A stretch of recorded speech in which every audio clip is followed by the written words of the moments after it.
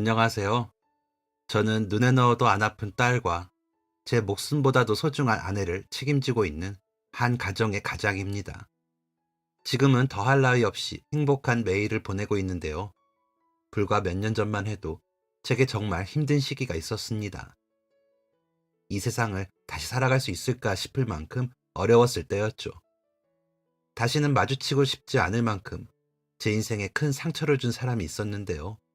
그때의 이야기를 해보겠습니다.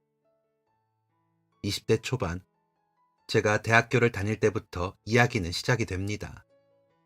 저는 한때 태권도 선수 생활을 했었습니다.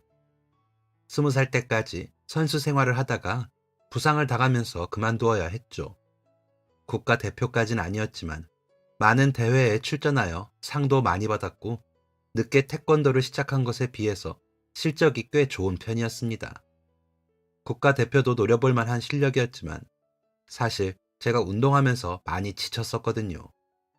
잇따라 부상을 당하기도 했고 그러면서도 무리해서 운동하고 대회 나가고 몸이 많이 망가졌었습니다. 그러다가 20살 때 무릎이 완전 돌아갈 뻔한 사고를 겪으면서 선수 생활을 그만두게 되었습니다. 군 면제를 받을 만큼의 큰 부상이었죠. 병원에 누워서 앞으로 뭐하고 살아야 하나 솔직히 좀 막막했습니다.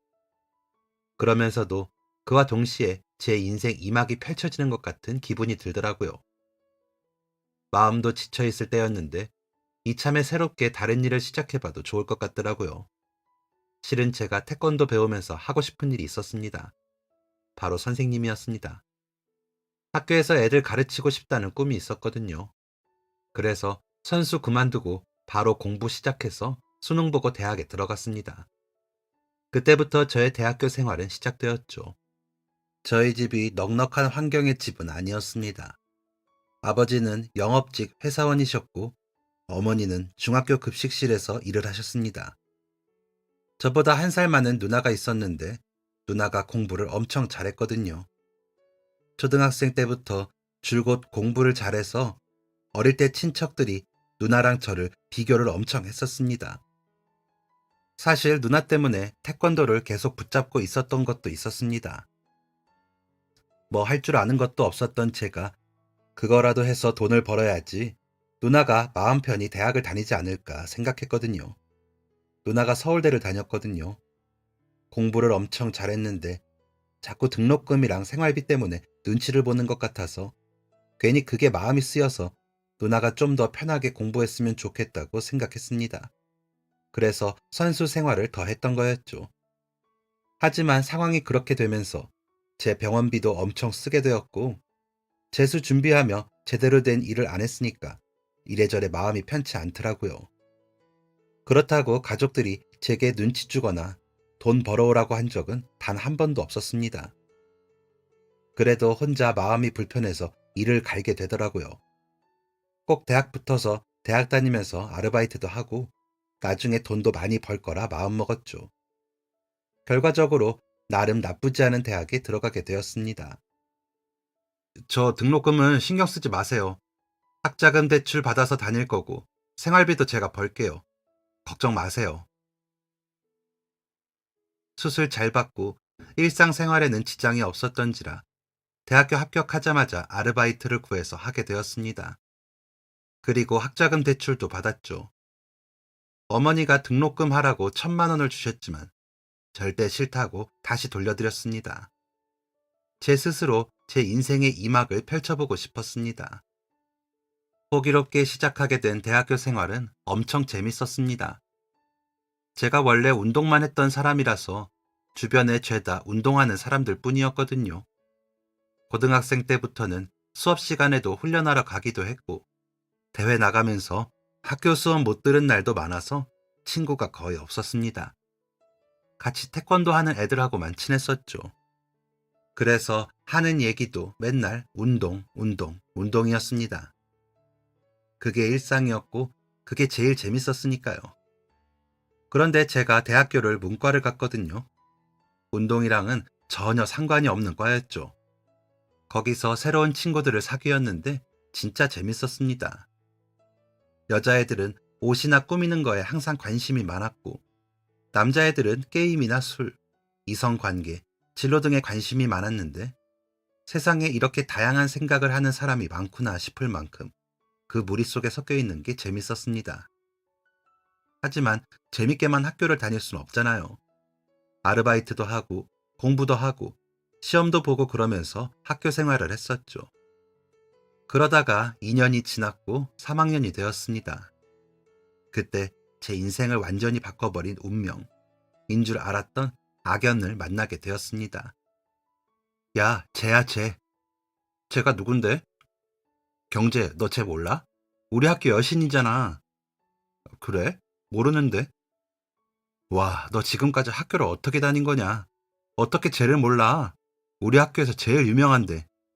아무튼 진짜 예쁘지 않냐? 멀리 있어도 쟤만 보인다. 그런가? 모르겠는데. 친구가 호들갑을 떨면서 가리킨 여자애는 저희 학교에서 제일 예쁘다고 소문이 난 여자애였습니다. 중간에 휴학을 한 번 해서 저랑 같은 3학년의 동갑이었습니다. 정말 유명하긴 한 건지 그 여자애가 지나가는 길을 힐끔거리면서 쳐다보는 애들이 한둘이 아니었습니다. 저와 전혀 관계없는, 앞으로도 아무 관계없을 애라고 생각했습니다. 저는 이성에 대한 관심이 전혀 없었습니다. 고등학생 때 운동부 여자 선배에게 설레었던 적이 있긴 했는데 한 달쯤 지나서 그건 존경심과 동경심이었다는 것을 인지했습니다. 그 이후엔 이성에게 관심이 있었던 적이 없었습니다. 연애를 하는 동기들을 보면서 부럽다고 생각한 적은 있는데 그렇다고 아무랑 만날 순 없잖아요. 그리고 저희 아버지가 항상 하셨던 말씀이 있으셨습니다. 남자란 자고로 사랑하는 여자를 책임져야 한다고요. 그러니까 그만큼 신중을 가해서 만나고 소중히 대하라고 말이죠. 대학생인 제가 저 하나도 책임지지 못하는데 사랑을 어떻게 책임지겠어요? 연애는 나중의 일이라고 생각했습니다. 그렇게 저희 학교 여신이라는 애를 처음 보고 일주일 정도가 지난 어느 날이었습니다. 친한 과 동기 서너 명과 모여서 술을 한잔하고 있었습니다. 시험 끝난 날이기도 했고 마침 아르바이트를 쉬는 날이라서 오랜만에 한잔하게 된 거였죠. 1, 2학년 때는 다들 과 애들 잔뜩 불러서 노는 걸 좋아하다가 갈수록 마음 맞는 소수끼리 뭉치는 게 재밌더라고요. 아무튼 그렇게 놀고 있는데 가게에 익숙한 얼굴 2명이 들어왔습니다. 저랑 별로 친하지 않은 남자 선배 둘이었습니다. 친하지 않은 이유를 설명해보자면 제가 책임감이 좀 강한 편입니다. 부모님이 그렇게 교육하셔서 그런지 운동을 오래 해서 그런지 이유는 모르겠지만 제가 맡은 일은 제가 책임져야 한다는 생각이 있습니다. 그래서 조별과제 할 때 되게 열심히 하는 편이거든요.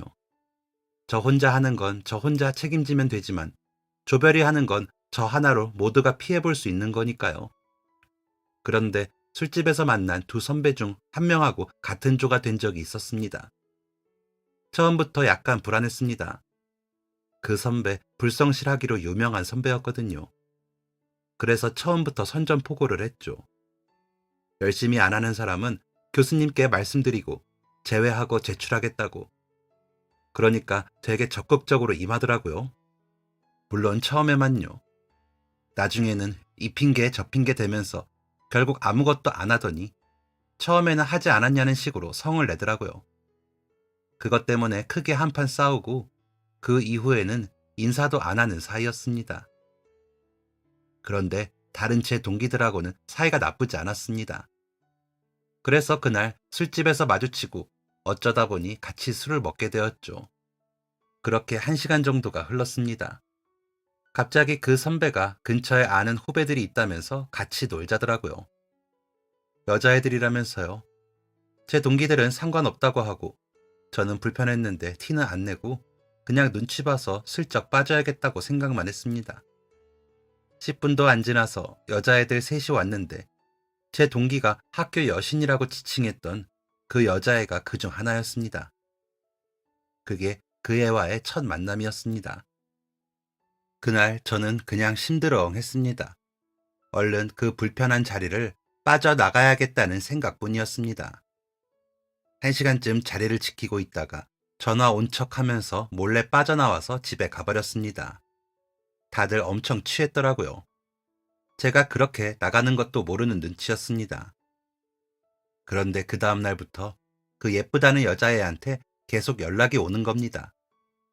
제 전화번호는 어떻게 알았는지 문자에 전화에 얘가 왜 이러나 싶더라고요.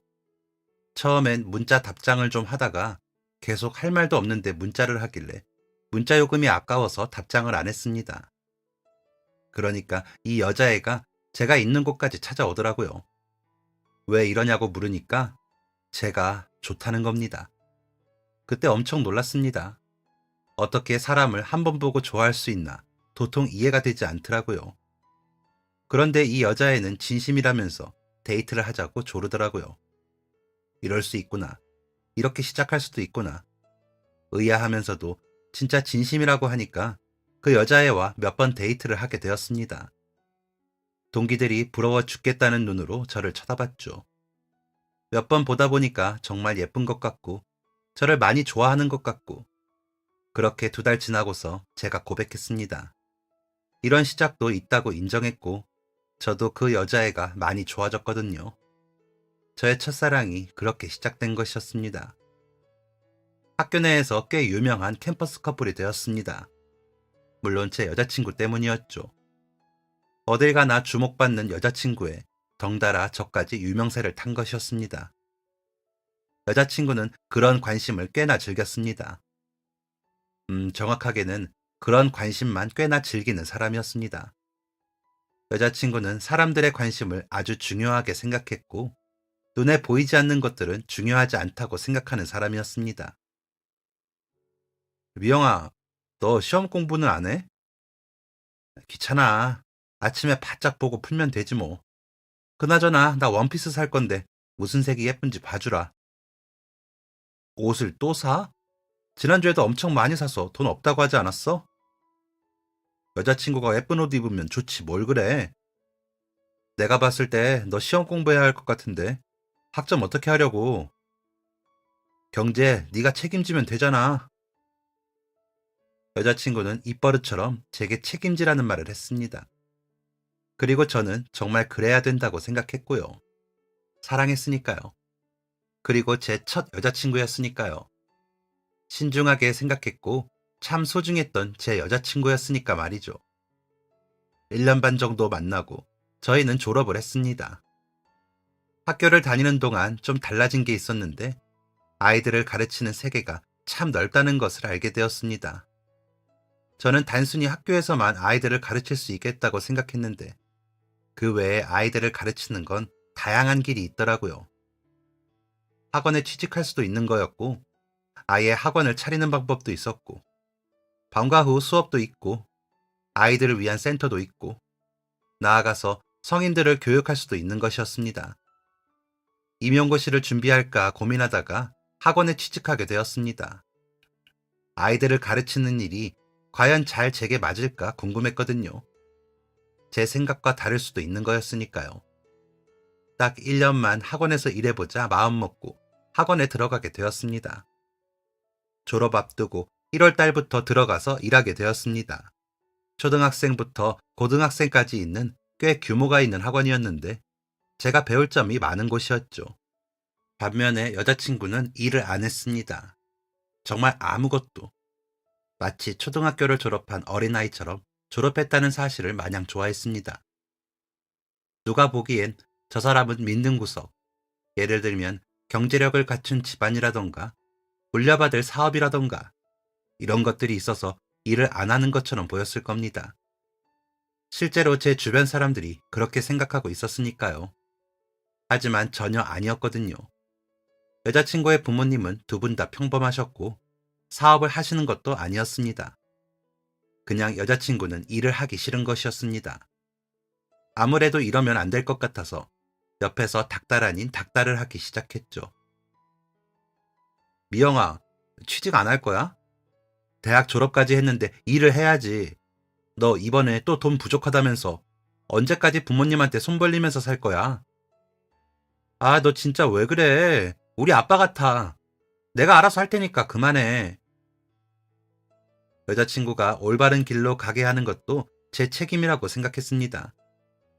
그래서 여자친구 대신 일자리를 알아보기도 하고 화도 내보고 어르고 달래면서 일을 시키려고 노력했죠. 6개월쯤 아무것도 안 하고 놀기만 하던 여자친구는 돌연 옷가게에 취직을 했습니다. 아는 언니가 가게 봐주기만 하면 월급 잘 챙겨주겠다고 했다더라고요. 돈이 부족하다던 여자친구는 그 옷가게에 들어가서 일하게 되었습니다.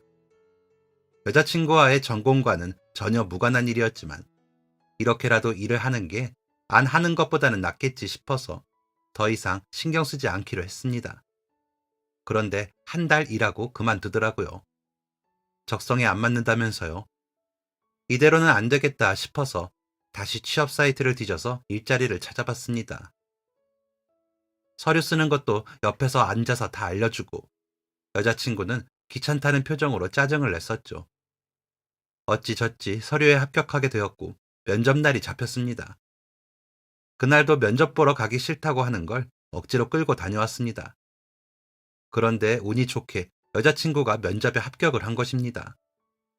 여자친구가 회사에 신고 다닐 예쁜 구두도 한 켤레 사주면서 딱 3달만 다녀보고 그래도 싫으면 그만두라고 달랬습니다. 그때부터 울며 겨자 먹기로 여자친구는 회사에 가게 되었죠. 한 달이 지나고 2달이 지나고 여자친구가 회사에 대한 불평을 쏟을 때마다 얼마나 마음을 졸였는지 모릅니다. 그렇게 3달을 꽉 채웠는데 여자친구가 회사를 그만 안 두더라고요.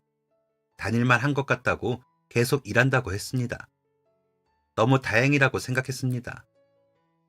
그러던 어느 날 여자친구 부모님이 저를 집에 초대하셨습니다.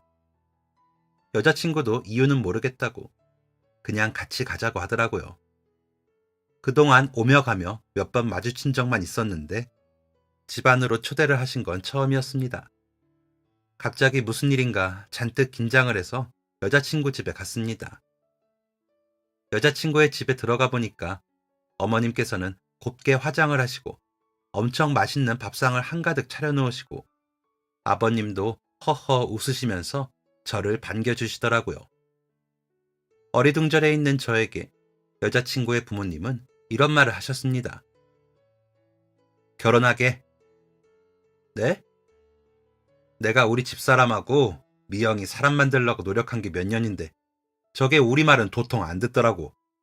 그런데 자네가 우리 미영이 사람 만들지 않았나? 제가 저렇게 사원증 목에 걸고 회사에 갈 줄 누가 알았겠나?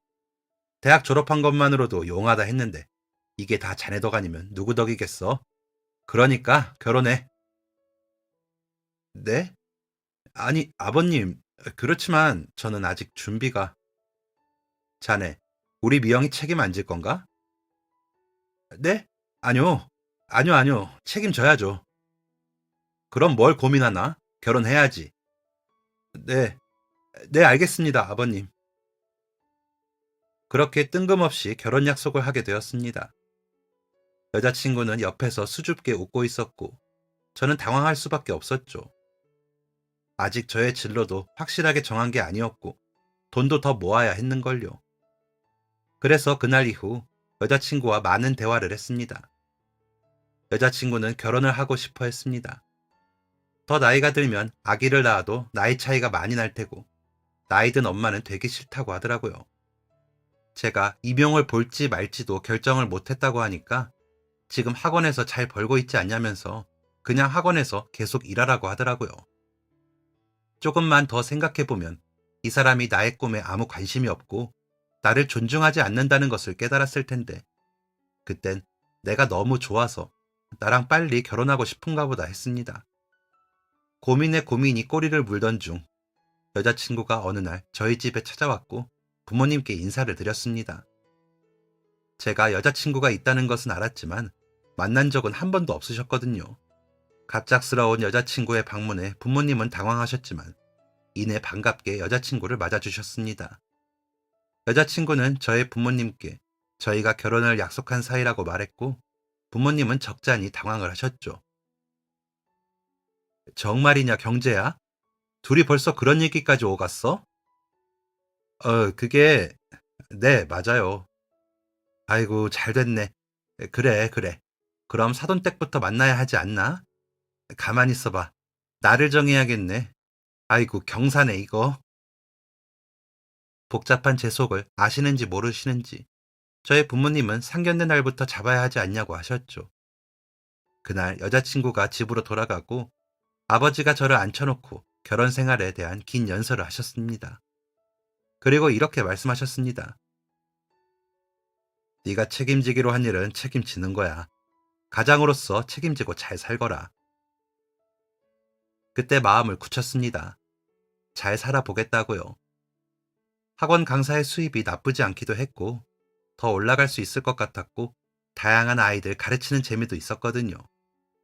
학원에서 아이들 가르치며 돈 벌고 결혼해서 가장 노릇해야겠다고 마음먹었습니다. 그리고 한 달이 지나 저희 집과 여자친구 집에 상견례를 하게 되었습니다. 약간의 어색함과 적당한 화목함이 더해진 기분 좋은 상견례였습니다. 여자친구의 표정이 약간 뾰루퉁해 있었지만요.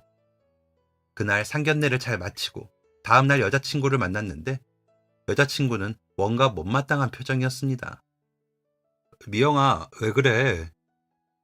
진짜 몰라서 물어? 아니, 어떡해. 아니다, 됐다. 왜 그래? 말을 해줘야 알지. 우리 이제 결혼하잖아. 어제 상견례도 했잖아. 그럼 상견례 하면서 집 얘기도 오가고 그래야 하는 거 아닌가? 어제 집 얘기 했는데 너희 회사 근처로 알아보기로 했잖아. 아니, 그거 말고 남자가 집을 해와야지. 갑자기 아차 싶었습니다. 그때 제 주변에 결혼한 친구가 하나도 없었거든요. 결혼하면 남자가 집을 해야 한다는 걸 들은 적이 있지만 다 옛날인 줄 알았습니다. 그런데 여자친구가 집을 원하니 제가 잘못하고 있는 줄 알았습니다. 저희 집 사정 뻔히 아는데 집에 말씀드릴 수도 없는 노릇이었고 대출이 얼마나 나올까 계산기만 두드려보고 있었죠. 집은 틈이 날 때마다 부동산 가서 알아보기로 하고 웨딩 플래너 계약을 했습니다. 할 일이 정말 많더라고요. 안 그래도 바빠서 데이트할 시간도 많이 없었는데 만날 때마다 결혼식 얘기를 하면서 결정해야 할 것 투성이었습니다. 그렇게 결혼식 준비를 하던 어느 날이었습니다. 그날이 여자친구 생일 전날이었습니다. 원래 데이트를 하려고 했는데 여자친구가 회식이 잡혔다고 하더라고요. 빠질 수가 없는 분위기라고 데이트는 다음으로 미루자고 했습니다. 알겠다고 하고 간만에 일찍 퇴근하고 집에서 쉬고 있었죠. 한동안 수업 때문에 계속 집에 늦게 들어갔거든요. 좀 나른해져서 잠이 오려던 그때였습니다. 여자친구가 술에 잔뜩 취해서 혀가 꼬인 목소리로 전화를 걸었습니다. 경재야, 나 데리러 와라. 술을 얼마나 마신 거야? 아이, 몰라. 얼른 데리러 와. 얼른. 여자친구는 가끔 이렇게 저를 부를 때가 있었습니다. 회사 사람들하고 술을 먹으면서도 두어 번 이런 적이 있었죠. 왜 취할 때까지, 왜 조절도 못하고 그렇게 술을 먹는 건지 이해가 안 되었지만 그래도 취해서 저를 부르는 게 다행인가 싶기도 했습니다. 아무 데서나 자고 그러면 더 큰일이잖아요. 그날도 무거운 몸을 일으키고 여자친구를 데리러 가기로 했습니다. 저는 그날 그곳에 가면 안 되는 거였습니다. 절대 그러면 안 되는 거였습니다. 술자리에 가보니까 다들 술이 얼큰하게 취해 있었습니다. 저는 다른 직원분들에게 인사를 드리고 여자친구를 데리고 나왔습니다. 어? 경제 왔네? 우리 2차 가자. 2차. 술이 이렇게 취했는데 무슨 2차야. 딱 맥주 한 잔만 하자. 응? 그냥 집에 가려고 했는데 여자친구가 생각보다 많이 안 취하기도 했고 이 상태로 들어가면 분명 여자친구 부모님이 화가 나실 것 같아서 여자친구 정신 좀 차릴 겸 잠깐 숙취 해소제 좀 먹고 있다가 들어갈 생각이었습니다. 그렇게 근처 맥주집으로 향했고 저는 맥주를 한 잔 시켜놓고 여자친구는 상큼한 에이드를 한 잔 시켜서 먹고 있었습니다. 맥주를 한 잔 다 비우기도 전이었습니다. 여자친구가 갑자기 옆 테이블의 남자들한테 말을 걸었습니다. 저기요, 왜 자꾸 제 다리 봐요? 네? 뭘 쳐다보냐고요? 여자친구가 술이 덜 깬 건지 갑자기 큰 소리를 내더라고요. 옆 테이블에는 30대 중반 정도의 남자 셋이 술을 먹고 있었습니다. 남자들은 어이가 없다는 듯이 코웃음을 치며 그런 적 없다고 했습니다. 그런데도 여자친구는 계속 왜 쳐다보냐면서 시비를 걸었죠. 옆 테이블 남자 중 하나가 참을 수 없다는 듯이 자리에서 일어났고 여자친구도 같이 일어났습니다. 갑자기 둘이 욕을 하면서 엄청 싸우더라고요. 왜 쳐다보냐? 안 쳐다봤다. 변태냐? 정신 나갔냐 하면서 말이죠. 그 남자도 술이 많이 취한 것 같더라고요. 미영아, 그만해. 그냥 가자. 너 많이 취했어. 뭘 그냥 가? 저 자식이 나 봤다니까? 뭘 보냐고? 야, 뭘 자꾸 쳐다보냐고? 여자친구의 언성은 더욱 높아졌고 제 말은 들으려 하지도 않고 그 남자도 소리를 높이며 점점 다가왔습니다. 그때였습니다. 갑자기 그 남자가 여자친구를 해하려 손을 높이 치켜들더라고요. 그 순간에 이거 못 막으면 큰일 나겠다는 생각이 들었고 저는 바로 손을 뻗어서 남자를 밀쳤습니다. 그런데 힘 조절이 잘 안 되었나 봅니다. 남자는 쿠당탕거리며 의자와 책상에 부딪히면서 쓰러졌고 바닥에 머리를 부딪히게 되었습니다. 아씨, 피나잖아. 남자가 소리를 지르면서 머리에서 나는 피를 손바닥으로 문질렀습니다. 그때부터 머리가 멍했습니다. 경찰차며 구급차며 몰려들었고 정신 차려보니까 저는 경찰서에 있었습니다. 여자친구는 참고인 조사가 끝나자마자 집으로 가버렸습니다. 진짜 멍하더라고요. 선수 출신이 사람을 때리면 어떡합니까? 피해자 쪽에서 고소한다고 난리가 났어요. 저 밀치기만 했는데 그 사람이 먼저 제 여자친구를 때리려고 했어요. 그렇다고 사람을 저 지경을 만들면 어떻게 합니까? 그날 조사받고 저희 부모님이 오셔서 대성통곡을 하시고 피해자는 병원에 이송되었다고 하더라고요. 천만다행으로 머리 안에는 문제가 없었는데 입원하겠다면서 동네 병원에 입원을 했다더군요. 매일같이 그 사람을 찾아가서 고소를 취하해달라고 정말 죄송하다고 빌었습니다. 그런데 그 피해자 집안에 검사가 한 명 있었나 보더라고요. 절대 안 넘어갈 거라면서 돈도 다 필요 없고 감옥 보낼 거라고 으름장을 놨습니다. 저는 여자친구를 찾아갔습니다. 이 사건에 유일하게 참고인 조사를 받은 사람이었고요. 그런데 여자친구는 그날 사고 이후 연락을 받지 않았습니다. 안 그래도 심란한데 왜 이러는지 모르겠어서 여자친구 집도 찾아가 봤죠. 여자친구 대신 여자친구의 부모님이 나오셨고 돌아오는 대답은 만나고 싶지 않아 한다였습니다. 저희 그냥 만난 거 아니잖아요. 결혼을 약속한 사이잖아요. 결혼 준비를 하던 사이잖아요. 그런데 그냥 만나고 싶지 않다니 여자친구 집 앞에서 기다리고 또 기다린 끝에 여자친구를 만날 수 있었습니다. 왜 찾아왔어? 왜 나 피해? 내가 뭐 잘못했어? 몰라서 물어? 너 고소당했다며 다 들었어. 감옥 갈 수도 있다고. 전과자랑 어떻게 결혼을 하니? 그만 헤어지자. 파혼해. 정말 딱 이렇게 말하고 여자친구는 집으로 들어가 버렸습니다. 너무 황당해서 눈물만 줄줄 나오더라고요. 그간 몇 년간의 추억이 다 잿더미가 되어서 하늘로 날아가는 기분이었습니다. 가슴에 커다란 구멍이 생긴 기분이었습니다. 그렇게 여자친구와 헤어진 저는 정말로 감옥에 가게 되었습니다. 폭행 및 상해죄로 1년형을 선고받았습니다. 부모님이 우시던 모습이 아직도 생각이 납니다. 내가 왜 그랬을까? 어쩌다 이렇게 된 걸까? 이 모든 게 꿈이었으면 좋겠다고 생각했습니다. 감옥에서의 1년간의 생활은 정말 힘들었습니다. 감옥이 왜 감옥인지 알겠더라고요. 사생활이라고는 전혀 없는 그 네모난 공간에 갇혀있으면 가슴이 답답해 미칠 것 같았습니다. 그 안에서 수많은 걱정을 했습니다. 대부분의 걱정은 앞으로 뭐 해먹고 사는가였습니다. 제가 애들을 가르치는 직업이잖아요. 그런데 전과자를 쓰는 학교와 학원은 그 어디에도 없습니다. 운동 그만두고 고민 끝에 결정한 길이었고 그 꿈을 이루기 위해서 정말 많은 노력을 했는데 모든 게 다 수포로 돌아간 기분이었습니다. 어디 가서도 사람 대접 못 받고 살지 않을까 걱정도 많이 했고, 인간 취급도 못 받고 살아갈 미래가 상상이 되어서 너무 무서웠습니다. 그리고 더 무서운 건 사람이었습니다. 몇 년간 함께 예쁜 추억을 쌓았던 여자친구가 저를 돌아서는 모습이 계속해서 생각이 났습니다. 오죽하면 꿈에도 나왔습니다. 내 인생에 다시는 여자는 없다. 다시는 여자를 만나지 않으리라 다짐했습니다. 그렇게 1년이 흘렀습니다. 나와서 일주일은 두부를 먹은 것 같습니다. 새 출발을 해야 했습니다. 그대로 무너지기엔 너무 억울했습니다. 그래봤자 저는 아직 20대였으니까요. 무슨 일을 할까? 기술이라도 배워야 하나 고민하던 때였습니다. 제 일을 잘 알고 있던 대학생 때 동기가 연락이 왔습니다. 학교 다닐 때 가장 친했던 친구였고, 졸업하고서도 계속 만나던 친구였습니다.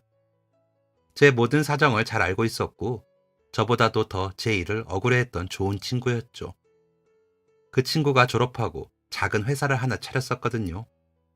학교 다닐 때도 계속 개인 사업하고 싶다고 했던 친구였는데, 부모님 지원으로 졸업하자마자 회사를 차려서 운영도 꽤 잘 되고 있었습니다. 직원들도 있었고요. 출소하고 그 친구가 연락이 오더니 자기네 회사로 오라고 하더라고요. 마침 우리 직원 필요했어. 잘 됐다 야. 내가 너 같은 능력자를 우리 회사로 모시고. 친구 좋다는 게 뭐냐? 같이 일해주라. 응? 우리 회사 복지 좋아. 저는 알 수 있었습니다. 친구는 저를 배려한다고 이렇게 말했지만 사실 갈 곳 없는 저를 걷어주는 것과 다름없었습니다. 그런데도 이렇게 정중하고 저를 존중해주며 물어보는 것에 정말 큰 감동을 받았습니다. 제가 감옥에 다녀온 뒤로 인간관계가 되게 많이 정리가 되었거든요.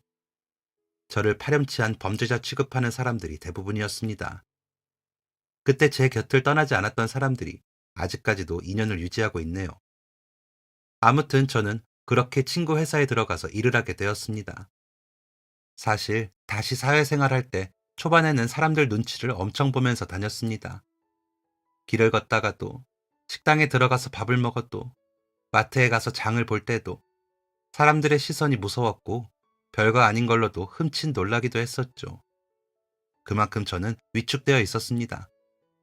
그런데 그렇게 위축되어 있던 저를 당당하게 만들어준 한 사람이 있었습니다.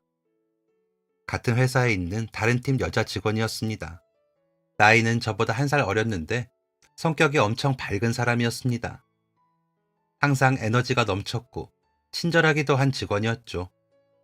어둠 속에 있는 저와 달리 24시간 햇빛이 비추고 있는 것 같은 사람이었습니다. 다시 말해 저와 정반대였죠. 그런 그녀가 제게 말을 걸어오기 시작한 것은 입사한 지 2달쯤이 지나고 나서부터였습니다.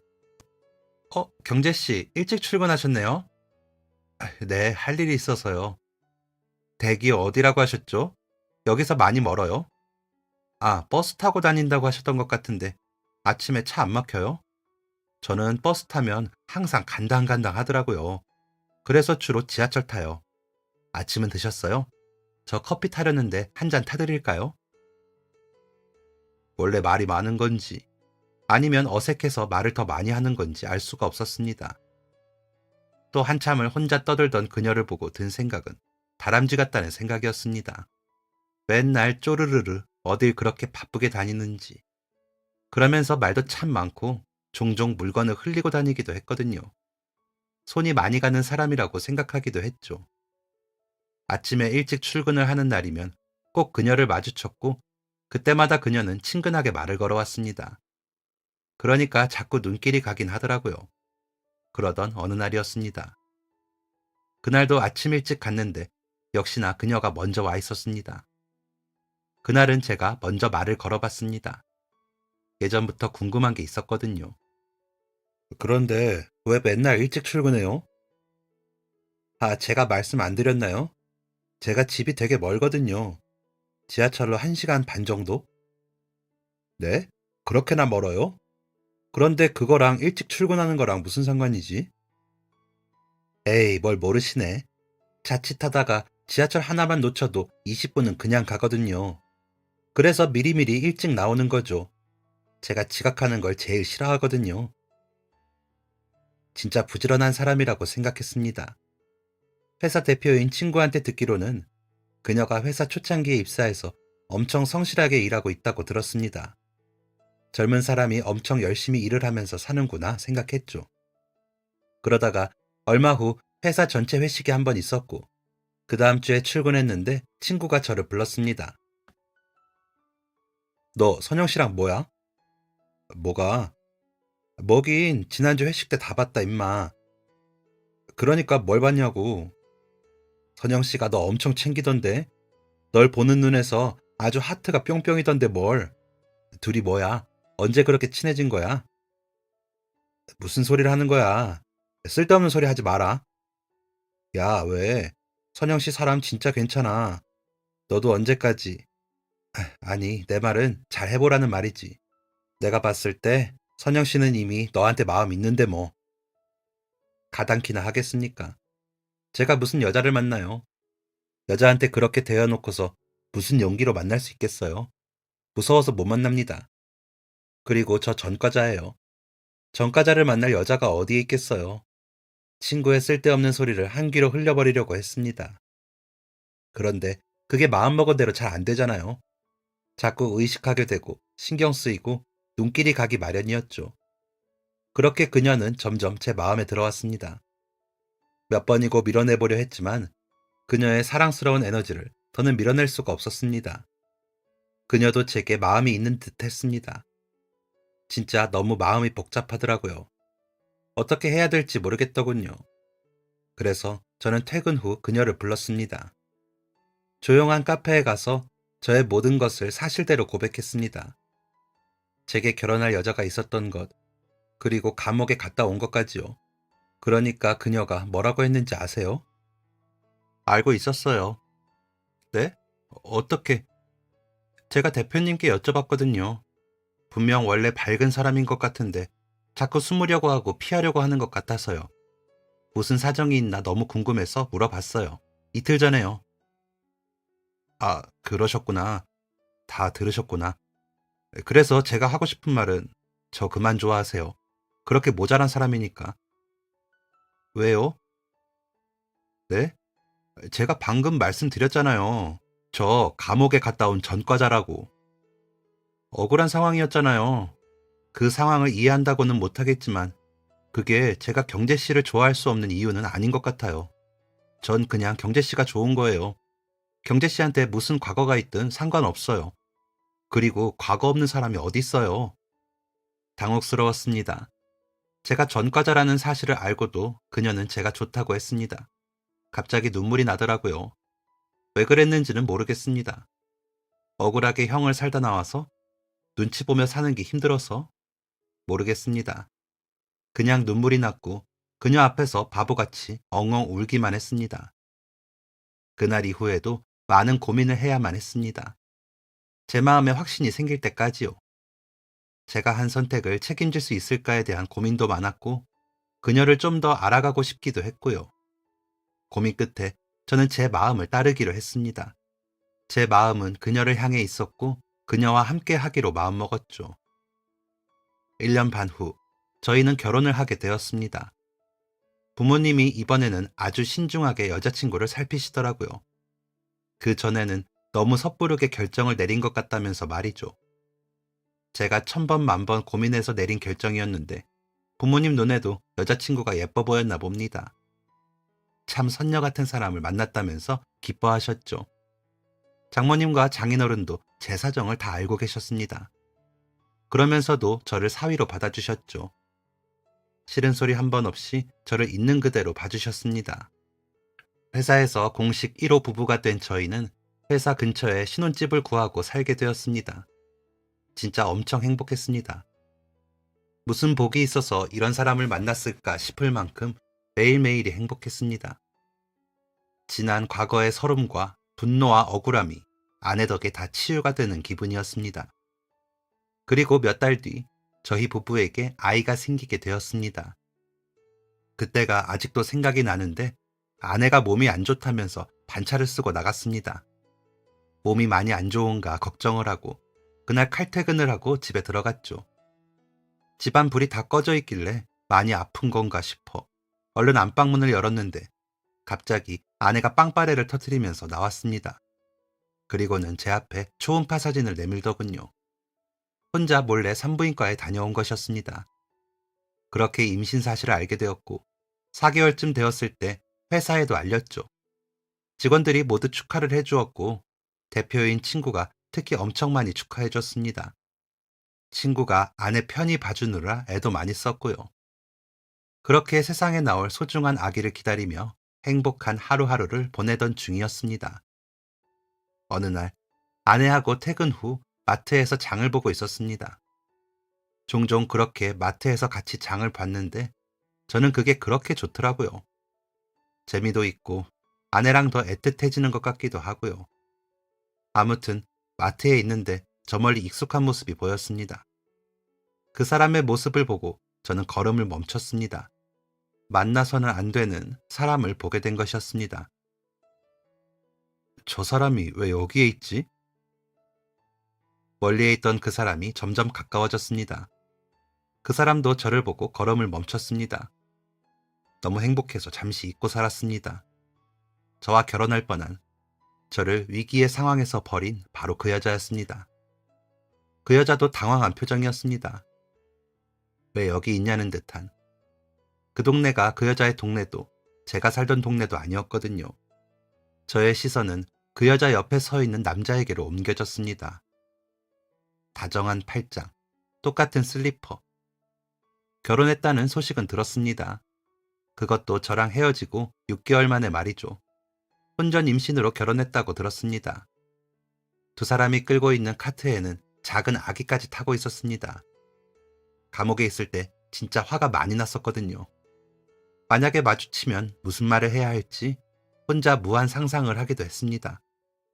그런데 막상 그렇게 마주치니까 아무 말이 안 나오더라고요. 얼굴을 보니 우라가 머리끝까지 치밀었지만 옆에 임신한 아내가 있었고 또다시 억울한 일에 휘말릴까 봐요. 그렇게 어색하게 대치하고 있던 바로 그때였습니다. 갑자기 사람들이 웅성거리기 시작했습니다. 돌아보니까 경찰 2명이 이쪽으로 다가오더라고요. 제가 감옥에 다녀온 뒤로 경찰차만 봐도 심장이 쿵쾅거리고 그러더라고요. 혹시 나를 잡으러 온 건가? 이런 생각도 들고요. 그런데 마트에 갑자기 경찰이라니. 무슨 일인가 싶어서 심장이 또 쿵쾅거렸습니다. 그런데 경찰들은 저를 지나서 그 여자 쪽으로 다가갔습니다. 그리고 그 여자의 남편을 데리고 나가더군요. 사기죄 이야기를 하면서 말이죠. 그 여자는 자기 아이를 데리고 정신없이 자기 남편을 쫓아갔습니다. 무슨 상황인가 싶어서 어리둥절해 하고 있는데 야채를 사러 갔던 아내가 어느새 제 옆에 와서 서 있었습니다. 쌤통이다. 응? 여보, 뭐라고? 저 남자, 내가 전에 말했던 그 남자야. 그 사기꾼. 저는 기억을 되짚어 봤습니다. 연애할 때 아내가 제게 해주었던 이야기가 있었습니다. 아내가 전에 만났던 사람이 있었대요. 결혼까지 약속한 사이였다고 했죠. 그 남자는 잘 나가는 성형외과 의사라고 했고 개인 병원까지 갖고 있었다고 했습니다. 의사 집안이라고 했고 좋은 차와 옷가지들도 다 명품이었다더군요. 아내는 그런 건 신경 쓰지 않았답니다. 둘이 만나게 된 것도 학교 도서관이었다더라고요. 그 남자가 계속 쫓아다녀서 만나게 되었다고 했고요. 그러다가 대학교 졸업하면 결혼하자고까지 말을 했답니다. 아내도 그때는 좋았대요. 그래서 상견례까지 했다더라고요. 그런데 어느 날 그 남자가 병원이 어려워졌다고 했답니다. 직원들 월급도 줘야 하고 병원 월세도 내야 하는데 상황이 안 좋다고 그랬대요. 남자의 부모님도 모두 해외에 나가 있어서 바로 돈을 받을 수 없는 상황이라고 했죠. 남자가 돈을 좀 빌려줄 수 있냐고 했고 아내는 알겠다고 했답니다. 저희 장모님께서 그때 결혼 준비하면서 쓰라고 아내에게 준 돈이 있었다더라고요. 몇 천만 원이 되는 돈이었는데 어차피 결혼할 사이였고 결혼 자금으로 쓸 돈이었으니까 남자에게 그 돈을 줬답니다. 그리고 남자와 완전히 연락두절이 되어버렸죠. 아내는 그 남자의 행적을 찾으려고 미친 듯이 돌아다녔대요. 그런데 알고 보니까 모든 게 가짜였답니다. 학벌도 가짜였고 의사라는 것도 병원도 다 가짜였답니다. 진짜 치밀했던 게 병원 앞에서도 아내를 만났다더라고요. 그때마다 의사 가운을 입고 아무렇지도 않게 나와서 만났답니다. 그리고 심지어는 부모님도 가짜였대요. 상견례를 할 때 만났던 그 남자의 부모님이 진짜 부모님이 아니었다는 겁니다. 그리고 남자가 살고 있던 좋은 오피스텔도 그 남자 것이 아니었고 정말 모든 게 다 가짜였던 겁니다. 분노가 치밀었던 아내는 혼인빙자 사기로 남자를 고소했는데 이름부터 나이까지 모든 게 가짜였던지라 찾기가 어려웠다더라고요. 그런데 그날 마트에서 저의 전 여자친구와 있던 바로 그 남자가 아내의 전 남자친구였다는 겁니다. 그러니까 제 전 여자친구와 아내의 전 남자친구가 부부였던 거죠. 요리조리 잘 피해 다니던 남자는 그날 아내에게 딱 걸리고 만 것이었습니다. 세상이 이렇게 좁을 수가 있나요? 진짜 황당하더라고요. 그날 이후 그 남자는 감옥에 갔습니다. 2년형을 선고받았다더군요. 전과자랑 어떻게 결혼을 하냐고 하며 자신을 지키다 감옥에 간 저를 무참히 버렸던 제 전 여자친구는 그렇게 싫어하던 전과자의 아내로 살게 된 것이었습니다. 나중에 동기들한테 듣기로는 그 이후에 이혼을 한 해 만에 한바탕 난리가 났던 걸로 들었는데 어떻게 되었는지는 모르겠네요. 세상에는 다 정해진 짝이 있습니다. 그런 걸 인연 또는 운명이라고 하죠. 저는 이 운명 같은 시간을 이루기 위해서 그동안 그렇게 고생을 했나 봅니다. 이제는 더 이상 어떠한 분노도 억울함도 없습니다. 과거는 과거일 뿐이니까요. 저는 더 나은 사람이 되기 위해서 노력할 겁니다. 제겐 사랑하는 아내와 딸이 있으니까요. 세상의 많은 선입견과 맞서야 하지만 잘 이겨내고 더 훌륭한 가장이 되어보겠습니다. 감사합니다. 지금까지 사연 들어주셔서 감사합니다. 사연이 재밌으셨다면 구독과 좋아요를 눌러주세요. 감사합니다. 안녕히 계세요.